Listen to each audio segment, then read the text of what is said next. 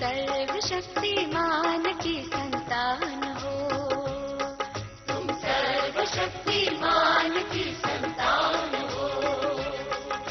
कौन कहता है महान हो, सर्वशक्तिमान की संतान हो, तुम सर्वशक्तिमान की संतान हो।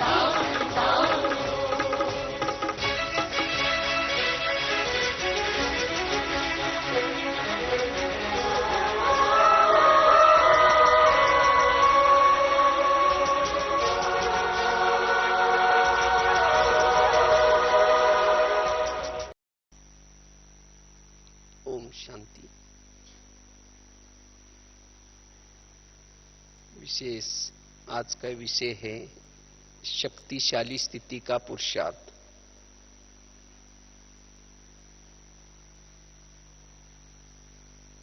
वर्तमान समय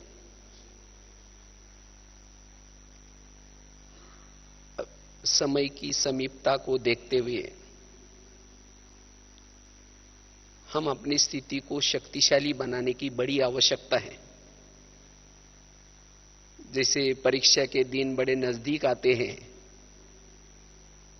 जिस विद्यार्थी ने कुछ पढ़ाई नहीं की भी की हो तो भी क्या करता है, वो अलर्ट हो जाता है और हो सकता है वो ना उम्मीद होते हुए भी उस अंतिम समय में कुछ मेहनत करता है जिस फलस्वरूप में पास भी हो सकता है।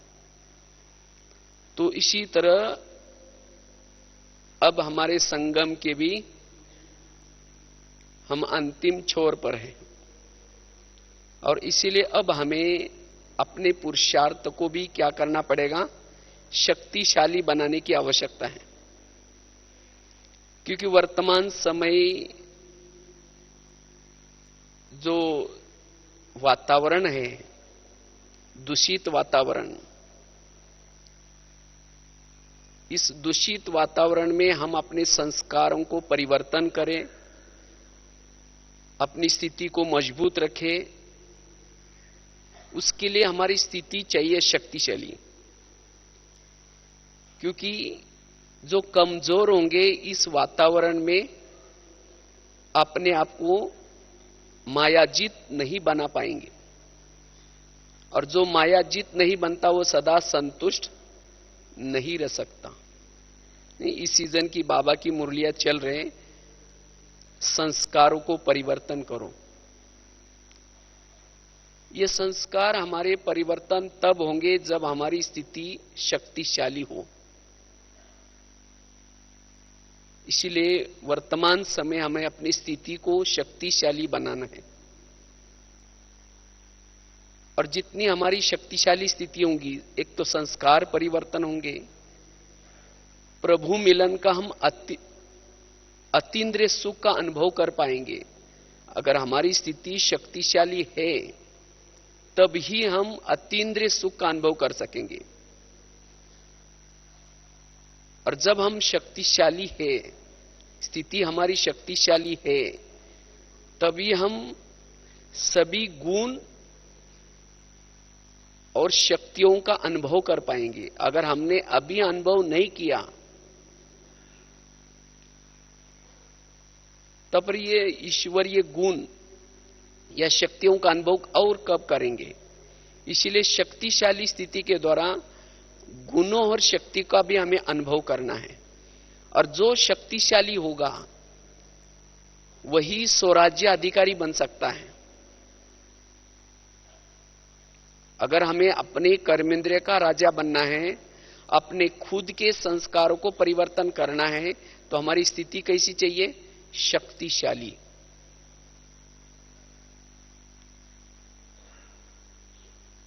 शक्तिशाली स्थिति के द्वारा ही हम कर्मेंद्रिय का राजा बन सकते हैं। और वर्तमान समय जो हमारे आपस के जो स्वभाव संस्कारों में कभी कभी टकराव हो जाता है, किसी की कुछ कमी कमजोरी नजर आती है, कोई जीवन में विभिन्न प्रकार की समस्या आती है, लेकिन इस समस्याओं में भी हम अचल अडोल बनकर के रहे, इसीलिए हमारी स्थिति कैसी चाहिए? शक्तिशाली। कमजोर स्थिति वालों को दूसरे की कमी कमजोरियां नजर आती हैं। वास्तव में उन आत्माओं का दोष नहीं है, दोष हमारा है। जब हम कमजोर बन जाते हैं तब दूसरे की कमी कमजोरी नजर आती है।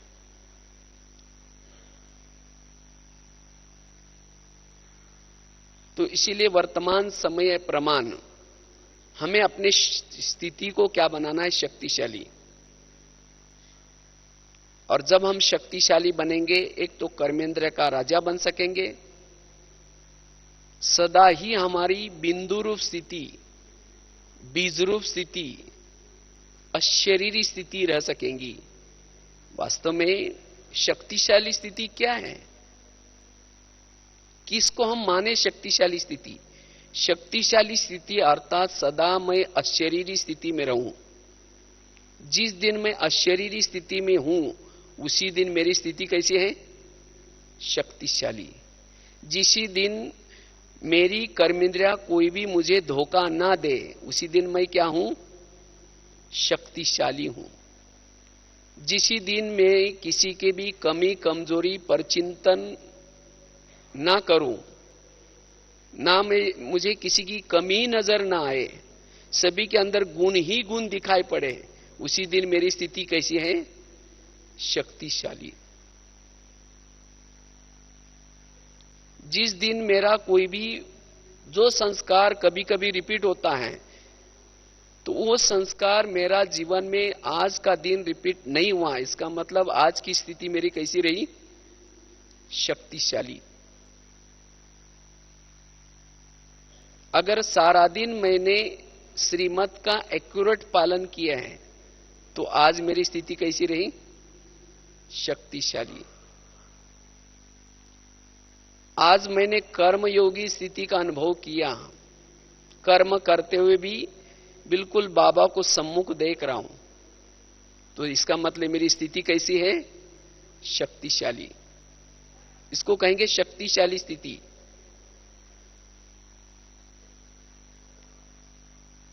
जिस दिन कोई समस्या आई, कोई बातें आई, लेकिन मैंने बीती को बिंदी लगाया, उस बातों का बार बार चिंतन नहीं चला, उसको भूल गया, इसका मतलब मेरी स्थिति कैसी है? शक्तिशाली।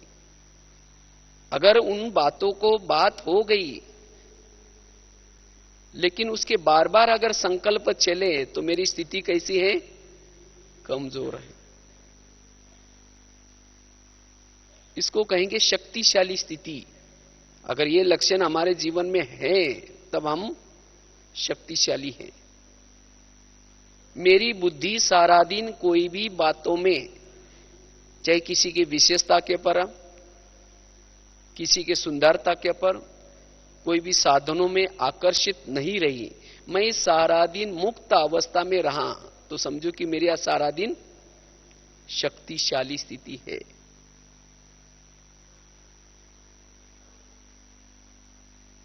योग के समय हम बैठे हैं, योग में बैठते समय बुद्धि को मैंने जहां लगाया, बुद्धि ने वही विजन निर्माण किया, मन में वही संकल्प चले, तो समझे मेरी स्थिति कैसी है? शक्तिशाली। अगर बुद्धि मेरा कहना नहीं मानती, मन मेरा कहना नहीं मानता, इसका मतलब मैं कमजोर हूं। और कमजोर कभी भी राजा नहीं बन सकता, अधीन वाला अधिकारी नहीं बन सकता। इसीलिए अगर हमें ऊंच पद प्राप्त करना है तो मुझे क्या बनना पड़ेगा? शक्तिशाली। शक्तिशाली बनने का पुरुषार्थ करना पड़ेगा। सारा दिन आज मैं संतुष्ट रहा, क्योंकि जो शक्तिशाली है वही क्या रह सकता है? संतुष्ट। जो कमजोर है वो कभी भी संतुष्ट नहीं रह सकता। क्यों शक्तिशाली बना? क्योंकि उसको सर्व प्रकार की प्राप्तियां हुई हैं। जो पाना था सो पा लिया, इसीलिए वो सदा संतुष्ट। मेरा क्या होगा? कैसा होगा, मेरे लिए कोई, अगर ऐसी बातें हैं क्यों क्या, इसका मतलब वो कैसा है, कमजोर है। उसका ना अपने ऊपर विश्वास है, ना बाप के ऊपर विश्वास है, ना ड्रामा के ऊपर विश्वास है। क्वेश्चन वाला कभी भी प्रश्न जो निर्माण अंदर से होते वो प्रसन्न नहीं रह सकता, और जो प्रसन्न नहीं रह सकता वो संतुष्ट भी नहीं रह सकता। इसका मतलब वो कमजोर है। कोई भी परिस्थिति में किसी ने मेरी ग्लानि की, ग्लानि में भी संतुष्ट रहा, इसका मतलब वो शक्तिशाली आत्मा है। ग्लानि सुनते समय भी ग्लानि सुनाने वालों के प्रति स्नेह का भाव निर्माण हो जाए। जैसे प्रशंसा कोई करता है तो उस समय अच्छा लगता है, इसी तरह ग्लानि सुनना भी जिसको अच्छा लगता है वो कौन है, वो शक्तिशाली है। वही ऐसी आत्मा ही ग्लानि सुनाने वालों को भी दुआएं देगा, वो हलचल में नहीं आएगा। और शक्तिशाली स्थिति में मन के संकल्प की हलचल नहीं होती। जो शक्तिशाली आत्मा है उसके मन में कोई भी हलचल नहीं। जैसे जो हाथी होता है ना, हाथी क्या कैसे चलता है, चाहे कितने भी कुत्ते भोंके या चाहे कुछ भी हो जाए अपने चाल से चलता है। इसी तरह जो शक्तिशाली आत्मा है,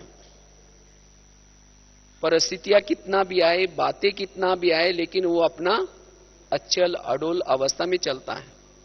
उसको पता है कि मैंने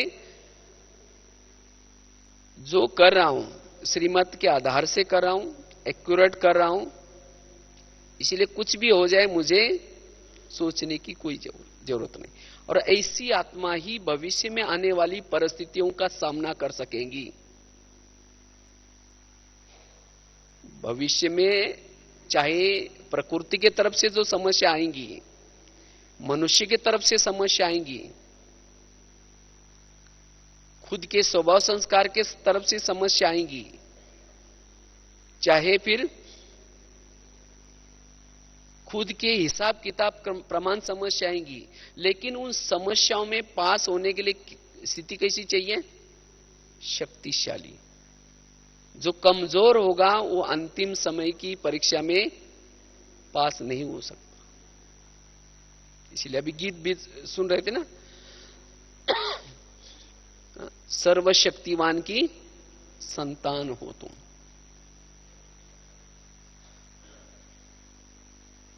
तो साथ में कौन है, सर्वशक्तिवान है, और हम कमजोर कैसे बन सकते हैं? क्योंकि जो शक्तिशाली है वो सदा ही आशावादी होगा, वो कभी भी निराश नहीं होगा। आशावादी, जिसको बाबा कहते हैं ना होप,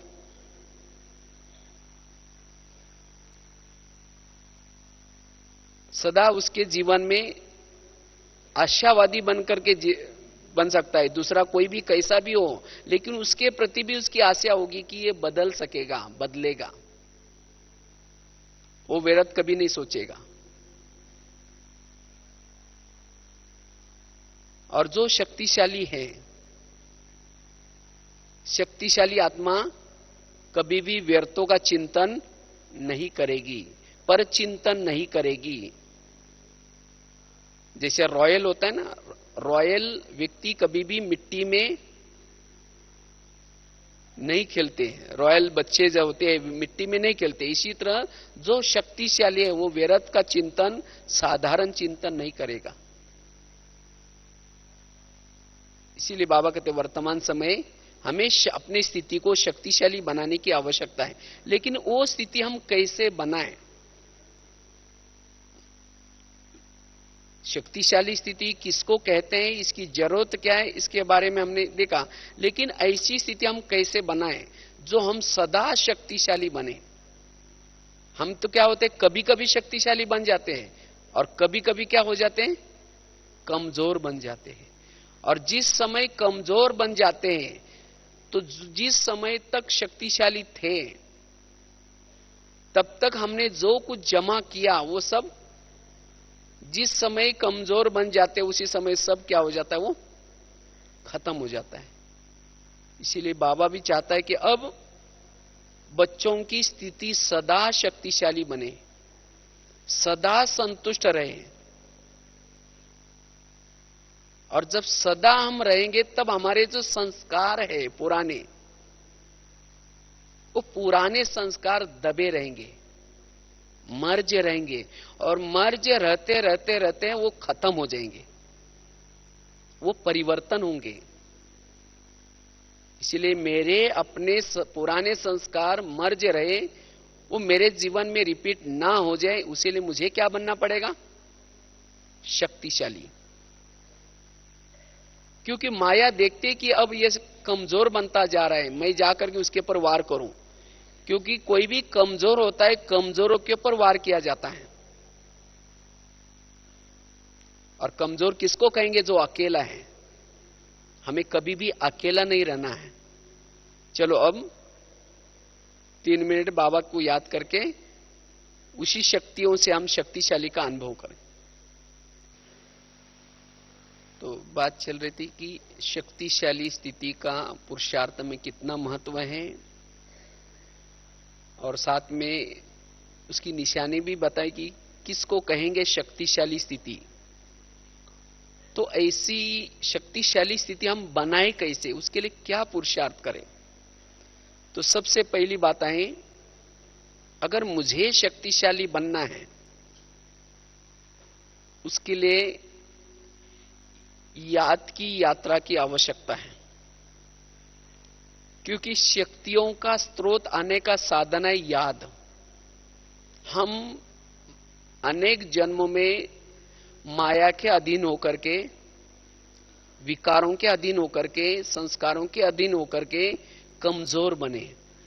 तो अब हम कमजोरों को शक्तिशाली अगर बनना है, तो सदा मेरी मन और बुद्धि बाबा के साथ लगी रहे। क्योंकि शक्ति का और कोई भी साधन नहीं है। शक्ति का दाता कौन है, एक बाबा है। तो जितना हम बाबा के तरफ अपनी बुद्धि को और मन को लगाते हैं, उतना बाबा से हमें शक्ति आएगी, बल आएगा, और जिससे हम शक्तिशाली बन सकते हैं। इसीलिए बाबा बार बार कहते हैं कि बच्चे मुझे याद करो। लेकिन मन और बुद्धि सदा बाबा के साथ ही लगी रहे। बुद्धि जहां जाते वहां ही मन चला जाता है। अगर बुद्धि संसार में कहीं अटकी है, लटकी है, चटकी है, अर्थात कहीं बुद्धि का आकर्षण है, जिसकी बुद्धि नहीं जाती, फिर मन भी नहीं जाएगा। भले हम स्थूल रूप में फिर योग में बैठे हैं, लाल लाइट चल रहा है, गीत बज रहा है, शरीर क्लास में बैठा है, शरीर बाबा के कमरे के सामने कमरे में बैठा है, लेकिन मन बुद्धि बाबा के पास नहीं है, वो आत्मा शक्तिशाली नहीं बन सकती।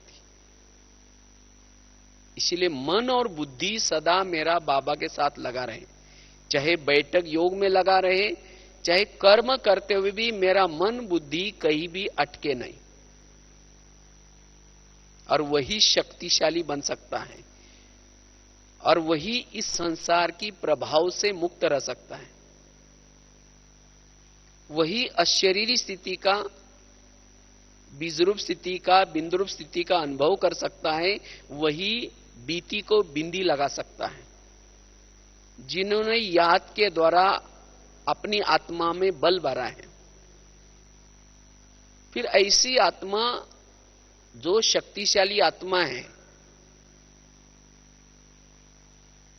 ऐसी आत्मा असंभव को भी संभव करके दिखाएगी। उसके जीवन में असंभव बातें थी, लेकिन वो संभव हो जाएगी। क्यों? बाबा की शक्ति मिली साथ में।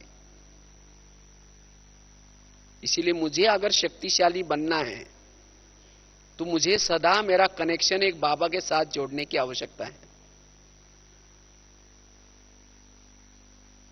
तो चेक करना है मेरी बुद्धि सारा दिन कहां कहां अटक जाती है। वो कैसा पता चलेगा? जब आप योगाभ्यास में बैठते हैं, तो उसी समय जहां जहां आपके मन में विचार चलते हैं, जब योग में बैठते हैं, जहां जिस बातों के मन में विचार चलते हैं, इसका मतलब आज सारा दिन इन बातों में मेरी बुद्धि अटक गई है, वो बातें मुझे दिल में लग गई है, मेरा दिल वहां लगा हुआ है। अगर दिल वहां लगा है तो दिल बाबा में, दिल, बुद्धि को दिल भी कहते हैं। अगर दिल कहीं इस संसार की कोई बातों में, व्यक्तियों में, परिस्थितियों में लगा है तो उसका दिल परमात्मा में नहीं लग सकता। और जिसका दिल नहीं लगता उसका मन भी नहीं लगता। और जिसका दिल और मन नहीं लगा, मन बुद्धि नहीं लगा, वो शक्तिशाली नहीं बन सकेंगे। और शक्तिशाली नहीं तो संस्कारों को परिवर्तन नहीं करेगी, ना वो स्वराज्याधिकारी बन सकेंगी। सारा दिन दूसरों की कमी कमजोरी नजर आएगी। इसीलिए अगर मुझे शक्तिशाली बनना है तो मुझे योग में बैठ करके मन बुद्धि को बाबा में लगाने की आवश्यकता है। मन बुद्धि को ऑर्डर करो, मन को अपना मित्र बनाओ, बुद्धि को भी क्या करो, समझाओ। जैसे ब्रह्मा बाबा ने शुरू में क्या किया, ये अभ्यास किया, मन को, बुद्धि को रोज क्या करते थे, दरबार लगा करके उनसे बातें करते थे, अपने विवेक को जागृत किया। हे बुद्धि, देखो ये समय कौन सा चल रहा है, हे बुद्धि तुम इधर उधर क्यों जाती हो। अगर हमारी बुद्धि समझ जाएगी, तब बुद्धि अगर बाबा की तरफ जाएगी तो मन भी जाएगा। जहां हमारा ध्यान होगा वहां हमारा मन होगा। और ध्यान और मन जिसका परमात्मा में लगा है वही लवलीन स्थिति में रह सकता है। और जो लवलीन है, एक बाप के लव में लीन है, वही शक्तिशाली बन सकता है। दूसरी बात है, अगर मुझे शक्तिशाली बनना है तो मुझे सभी प्रकार के व्यर्थ से मुक्त बनना पड़ेगा। व्यर्थ से मुक्त, पर चिंतन से मुक्त। क्योंकि आज जो हमारा समय जो व्यर्थ जाता है, किसमें जाता है, दूसरों को देखने में, दूसरे के बारे में सोचने में, पर चिंतन, पर दर्शन में। तो इसीलिए अगर मुझे शक्तिशाली बनना है तो व्यर्थों से मुक्त। क्योंकि व्यर्थ एक प्रकार का लीकेज है, जब तक इस लीकेज को बंद नहीं करेंगे तब तक शक्तिशाली नहीं बन सकते। इसीलिए सारा दिन मुझे क्या करना है, किसी औरों का परचिंतन नहीं करना है। परचिंतन करने वाला पर का ही दर्शन करेगा, और जो पर का दर्शन करने वाला शक्तिशाली बनने के बजाय कमजोर बनेगा।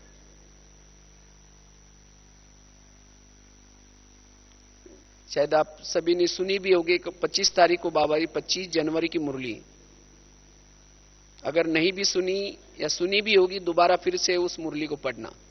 बहुत ही पावरफुल मुरली थी। बाबा ने कहा कि किसी के अवगुणों को देखना, वर्णन करना, चिंतन करना, सुनना, यह आपका काम नहीं है। इससे आपका टाइम वेस्ट हो जाता है। किसी को बदलना, किसी को परिवर्तन करना, यह बाप ने कॉन्टेक्ट लिया है, वो आपका कॉन्टेक्ट नहीं है। इसीलिए कभी कभी हम क्या करते हैं, कोई आकर के किसी की बातें सुनाता है तो हम उसको सुन लेते हैं, क्योंकि ऐसी बातें सुनने से हमारा दृष्टिकोण और हमारी दृष्टि नेगेटिव बन जाती है। और जिसकी दृष्टिकोण और दृष्टि नेगेटिव है वो शक्तिशाली कभी नहीं बन सकता।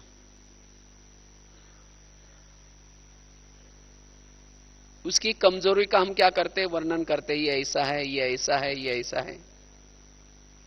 अगर किसी की कमजोरी नजर आती है, इसका मतलब आज मैं क्या बनता जा रहा हूं, कमजोर। इसीलिए मुझे परिवर्तन करना है। अपने दृष्टिकोण को बदलो। क्योंकि जब हम मन में चिंतन करते हैं, चिंतन से क्या हो जाते हैं, वृत्ति बनती है, और वृत्ति से दृष्टि बनती है। और जिसकी दृष्टि निगेटिव है वो कभी भी संतुष्ट नहीं रह सकता। इसीलिए मुझे अपने दृष्टिकोण को बदलना है। कहते ना, जैसा चश्मा पहनो वैसी दुनिया नजर आती है। अगर लाल पहनेंगे तो दुनिया कैसी नजर आएगी? लाल। कहते एक माता जी थी और उसके ही पड़ोस में दूसरी माता जी का एक घर था, और उसके घर से, उस माता जी के घर से वो पड़ोसनी का घर दिखाई पड़ता, छत दिखाई पड़ता था। तो रोज जब वो उठती है, उसके छत पर कपड़े सुखाए रहते हैं। वो कपड़ों को देख करके वो अपने पति को रोज कहते, पता नहीं ये लोगों को अक्ल भी नहीं है, कैसे गंदे गंदे कपड़े हैं, पता नहीं कौन सा साबुन यूज करते हैं, पता नहीं कौन सा सर्फ यूज करते हैं। वो पति को कहते, जाओ उनको बता के आओ। तो रोज क्या करते, वो सुनाते हैं। तो सुनाते, एक दिन क्या हुआ, जब वो उठी और उठ करके जब अपने घर से छत पर देखा, तो उसने देखा कि कपड़े बहुत आज साफ नजर आने लगे उसको। तो कपड़े साफ देख करके वो पति को कहते, आज पता नहीं इनको कैसे अक्ल आ गई, आज कितना साफ धुलाई किया, देखो पता नहीं कौन सा साबुन यूज किया, पता नहीं कौन सा सर्फ यूज किया, जाओ पूछ के आओ। उस समय पति धीरे से मुस्कुराता है, कहता है, आज सवेरे सवेरे मैंने अपने घर के खिड़की के कांच साफ किए हैं।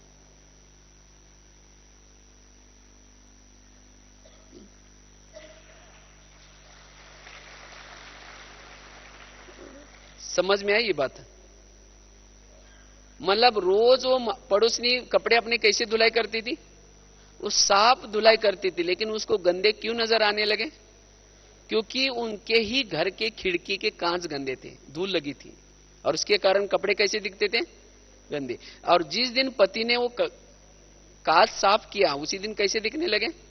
साफ। इसी तरह अगर किसी की बुराई मुझे नजर आती है, उसी दिन समझो मेरे आंख के ऊपर व्यर्थों की धूल आई है, तो मुझे उसको साफ करना है। और साफ करने का साधन है रोज की मुरली। जो मुरली का चिंतन करता है, मुरली है पॉजिटिव चिंतन, ड्रामा है पॉजिटिव चिंतन। ये बाबा ने इसीलिए ड्रामा का ज्ञान, कर्मों का ज्ञान, हर एक का अपना अपना पार्ट है, ये ज्ञान ये क्यों दिया है? अब कोई दासी का जिसका पार्ट भविष्य में होने वाला होगा, वो दासी जैसी चलन करेगी, उसको आप देख करके राजा की दृष्टि से कैसे देख सकते हैं? इसीलिए बाबा ने कहा कि ये राजधानी स्थापन होने वाली है, तो किसी को देख करके हमें निगेटिव नहीं सोचना है, क्योंकि ये निगेटिव चिंतन हमारा समय बर्बाद करते हैं। तो इसीलिए व्यर्थों से बचने की आवश्यकता है, तब हम समर्थ बन सकते हैं। तीसरी बात है, अगर मुझे शक्तिशाली बनना है, उसके लिए आज तक बाबा ने जितने भी मुझे स्मृतियां दी हैं, जो भी मुझे सम्मान दिए, उसको मुझे स्मृति में रखना पड़ेगा, उसका चिंतन करना पड़ेगा, तब हम क्या बन सकेंगे? समर्थ। और समर्थ को कहते हैं शक्तिशाली। तो बाबा ने आज तक जो भी सम्मान दिए हैं, अब घर जाना है, तुम महावीर हो, तुम शिव शक्तियां हो, तुम्हारे साथ स्वयं सर्वशक्तिवान है, ये कितनी सारी स्मृतियां दी। जितना इस स्मृति का हम चिंतन करते हैं, उतना समर्थ बन जाएंगे, शक्तिशाली बन सकेंगे। इसके बजाय अगर हम इसने कल क्या कहा था, इसने मेरे लिए क्या क्या किया है, अगर यही चिंतन करेंगे, बीती हुई बातों का चिंतन करेंगे, तो कमजोर बन जाएंगे। इसीलिए मुझे क्या करना, अपने मन में सम्मानों का चिंतन, स्मृतियों का चिंतन, और इस चिंतन के द्वारा ही हम शक्तिशाली बन सकते हैं। इसीलिए रोज अपने मन की दिनचर्या बना करके रोज कोई ना कोई सम्मानों का अभ्यास आवश्यक है,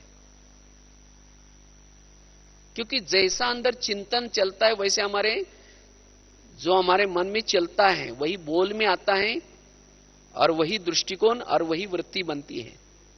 अगर चिंतन मेरा शुभ नहीं है, तो हम शुभ चिंतक नहीं बन सकेंगे। और जो शुभ चिंतक नहीं है वो शुभ वायुमंडल भी फैला नहीं सकता। इसीलिए मुझे सबसे नंबर 1 क्या है? चिंतन। चिंतन हमारा, शुभ चिंतन किसको कहेंगे? मुरली का चिंतन, ज्ञान का चिंतन, सोमानों का चिंतन, इसको कहेंगे शुभ।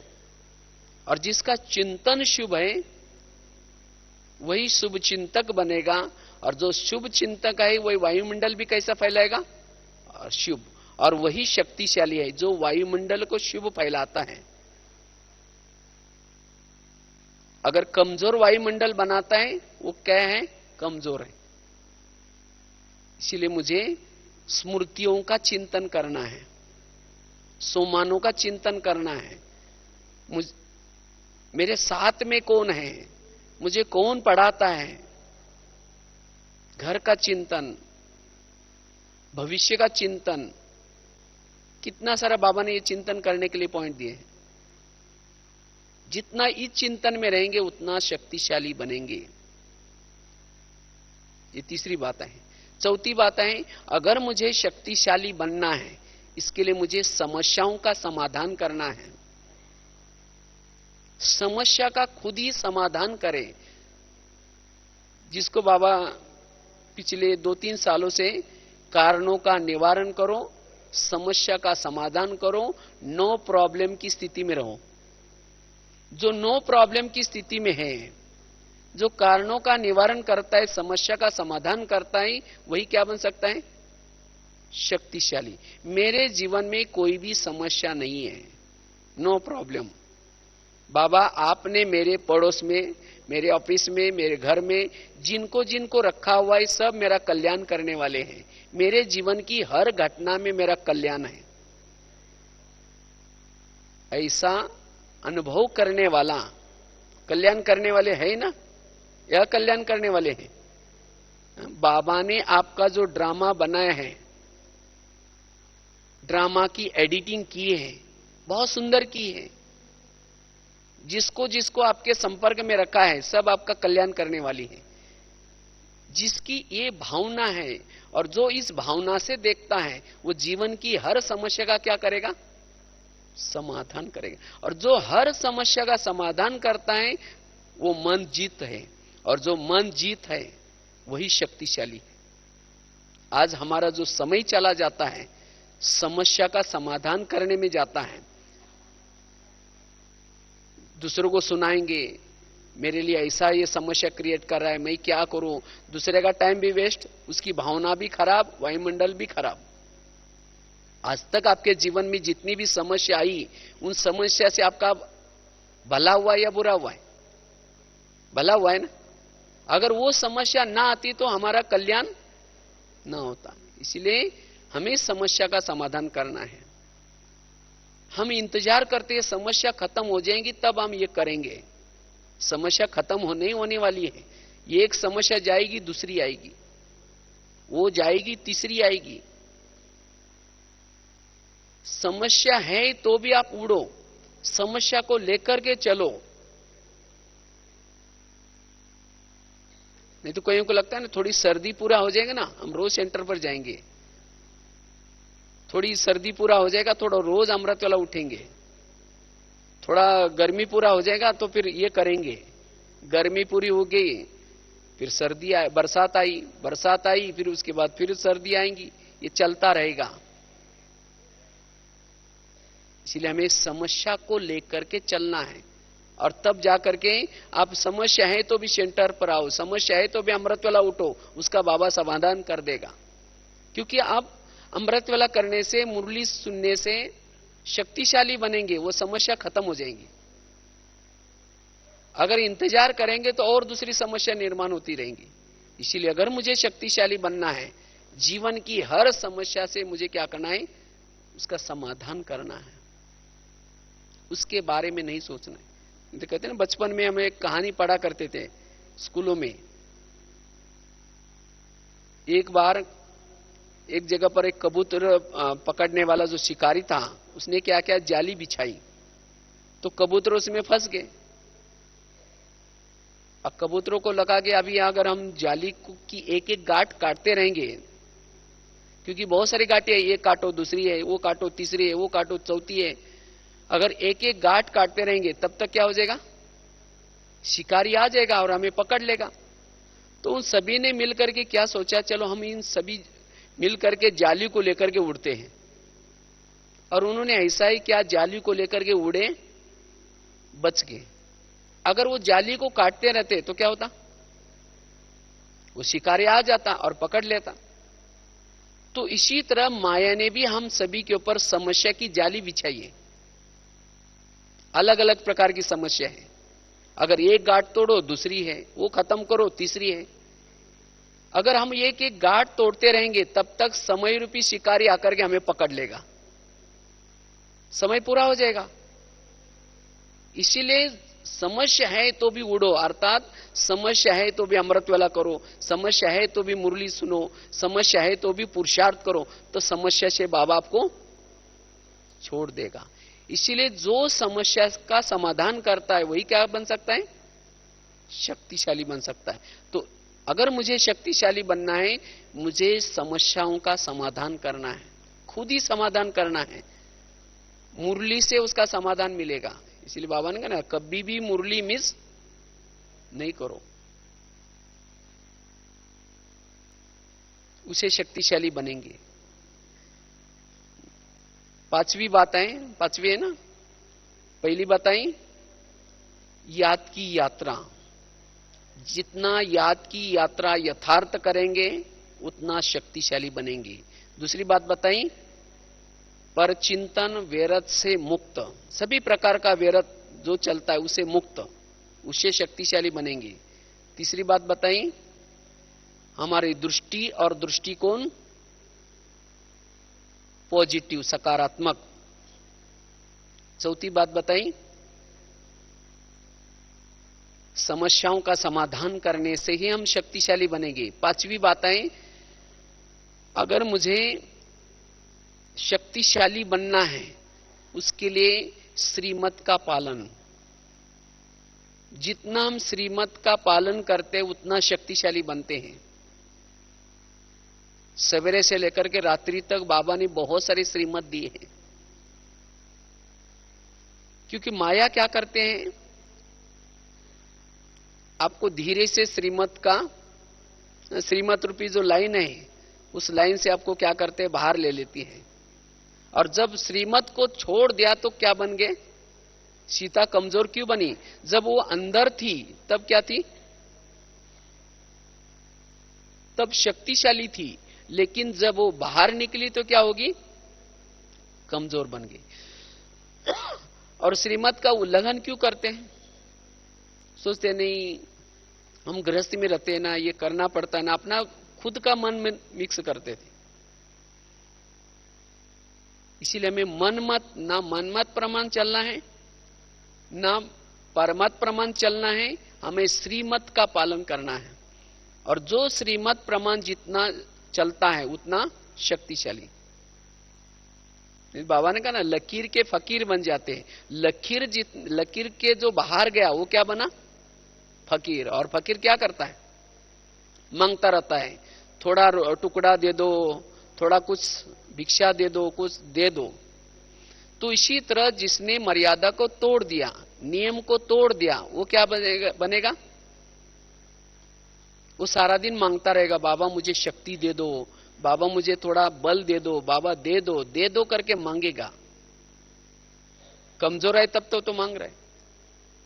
इसलिए जो अंदर रहता है वो अधिकारी बनता है, वो खुद शक्तिशाली रहता है। तो इसीलिए मुझे कोई भी हालत में क्या करना नहीं, श्रीमत और मर्यादा का उल्लंघन नहीं करना है। इसीलिए मुझे अब जितने मेरे पास मुझे अभी संगम युग के दिन मिलेंगे उसी दिनों में मुझे एक्टिव होकर के रहना है। अगर मुझे शक्तिशाली बनना है तो क्या बनना पड़ेगा, एक्टिव, अलर्ट। और वही शक्तिशाली बन सकता है। क्योंकि नियम और मर्यादा पर चलने के लिए कैसा रहना चाहिए, एक्टिव और अलर्ट रहना चाहिए, जागृत। जो जागृत रहता है वही नियम और मर्यादा का पालन करता है और वही शक्तिशाली बन सकता है।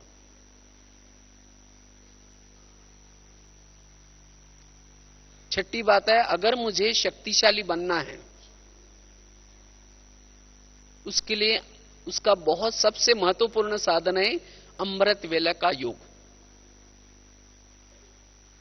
जो अमृत वेला को महत्व देता है और विधि पूर्वक अमृत वेला करता है, वो सारा दिन कैसा रहेगा? शक्तिशाली। क्योंकि अमृत वेला योग लगाने से, योग करने से हमारी आत्म ज्योति जागृत रहती है, नेचुरल हमारी सोल कॉन्शियस स्थिति रहती है। और जो सोल कॉन्शियस स्थिति में रहता है वो क्या है? शक्तिशाली। इसीलिए मुझे कोई भी हालत में अमृत वेला में क्या करना है? थोड़ा सा जागृत और मेहनत करके पुरुषार्थ करना है। मेहनत और कुछ नहीं, थोड़ा सा रात्रि सोने से पूर्व जो बीती हुई बातों को बाबा को सुना करके, बाबा ने वैसे कहा है, बाबा से क्या लो? मुबारक लो रोज। बाबा को अपनी दिनचर्या सुनाने से बाबा आपको क्या देगा? मुबारक देगा और उसे हल्के रहेंगे। और जो अमृत रात को सोने से पहले जो फाउंडेशन बनाता है उसकी अमृत वेला शक्तिशाली होगी। और जिसकी अमृत वेला शक्तिशाली है वही सारा दिन कैसा रहेगा? शक्तिशाली। वो सारा दिन आत्म स्वरूप में रहने से, जो आत्म स्वरूप में रहता है वो सारा दिन अपने आप को देखेगा, अंतर्मुखी बनेगा, वो सदा ही दूसरे के गुण ही गुण देखेगा। जिसने अमृत वेला नहीं की है उसका सारा दिन देहाभिमान रहेगा, और जो देहाभिमान में रहता है उसको सारा दिन दूसरे की कमी कमजोरियां नजर आएंगी, अवगुणों का चिंतन वर्णन करेगा, उसके पुराने स्वभाव संस्कार जागृत होंगे। इसीलिए मेरे स्वभाव संस्कार जागृत न हो जाए, मेरी सारा दिन स्वराज्याधिकारी स्थिति बनी रहे, इसके लिए मुझे अमृत वेला योग करने की आवश्यकता है। जैसे ट्रेन जब स्टेशन पर चलाने की थोड़ी मेहनत होती है, लेकिन एक बार स्टेशन से चल पड़ी तो फिर बाद में उसको मेहनत नहीं पड़ती, केवल ड्राइवर क्या करता है? उसको पटरी पर रखने का अटेंशन रखता है। इसी तरह जिसने अमृत वेला थोड़ा मेहनत की पुरुषार्थ में, तो उसकी सारा दिन उसकी पुरुषार्थ रूपी ट्रेन सहज चलेगी। केवल नियम और मर्यादा की पटरी पर रखने का अटेंशन रखना है, उसका पुरुषार्थ दौड़ता रहेगा। जो अमृत वेला मेहनत नहीं करता उसको सारा दिन क्या करनी पड़ेगी? मेहनत करनी पड़ेगी, सहन करने की मेहनत करनी पड़ेगी, बाबा को याद करने की मेहनत करनी पड़ेगी। लेकिन जिसने अमृत वेला थोड़ी मेहनत की है वो सारा दिन कोई भी बातों की मेहनत नहीं, वो सहज नेचुरल कर्म योगी रहेगा और शक्तिशाली स्थिति में रहेगा। इसीलिए अगर ये 5-6 बातें, वैसे तो और भी कई बातें हैं, लेकिन ये 5-6 मूल बातें हैं, शक्तिशाली बनने का साधन है।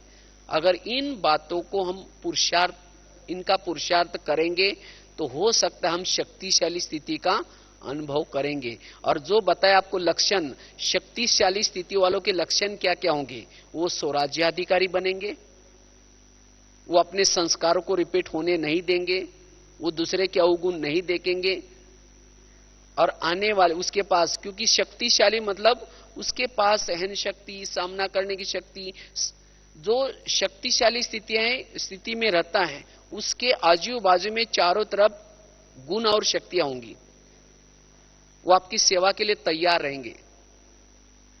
और जो शक्तिशाली नहीं है, कमजोर है, कमजोरों के चारों तरफ क्या होंगे? अवगुण, उसको दुख और परेशान करने के लिए तैयार रहेंगे।